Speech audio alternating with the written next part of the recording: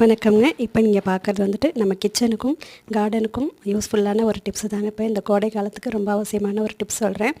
Fridge இல்லாதவங்க தயிர் அப்புறம் மாவு இதெல்லாம் புளிக்காமல் இருக்கிறதுக்கு என்ன செய்யலாம் அப்படிங்கிறத ஒரு சின்ன டிப்ஸ் இப்போ உங்களுக்கு சொல்கிறேங்க.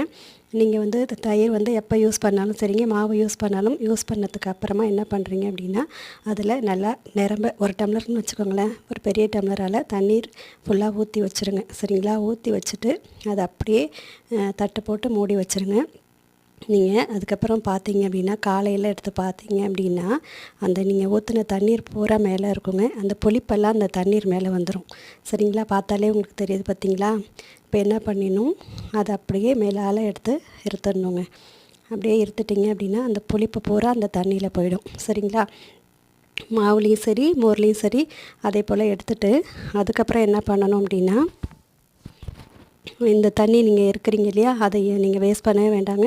நம்ம கார்டன் வச்சுருக்கிறவங்க அதில் கொஞ்சமாக பெருங்காயத்தூள் அதை சேர்த்துட்டு இன்னொரு மடங்கு அதே அளவு தண்ணீர் ஊற்றி நீங்கள் காய்கறி செடிகளில் பூக்கள் வைக்கிது பார்த்திங்களா, அதுக்கு ஊற்றலாம், தெளித்து விடலாம். இல்லைன்னா மாவு பூச்சிகள் இருக்கிற இடத்துலையும் இதை நீங்கள் தெளித்து விட்டிங்கன்னா சூப்பரான ஒரு ரிசல்ட் இருக்குங்க. நம்ம கிச்சனுக்கும் அதாவது ஃப்ரிட்ஜ் இல்லாதவங்களுக்கு ரொம்ப யூஸ்ஃபுல்லாகவும் இருக்கும், நம்ம கார்டனுக்கும் இது கொஞ்சம் யூஸ்ஃபுல்லாக இருக்கும். சரிங்களா? இந்த தகவல் உங்களுக்கு பிடிச்சிருந்ததுன்னா நீங்களும் நம்ம சேனலை எனக்கு சப்ஸ்கிரைப் பண்ணி சப்போர்ட் பண்ணுங்கள். நன்றி, வணக்கங்க.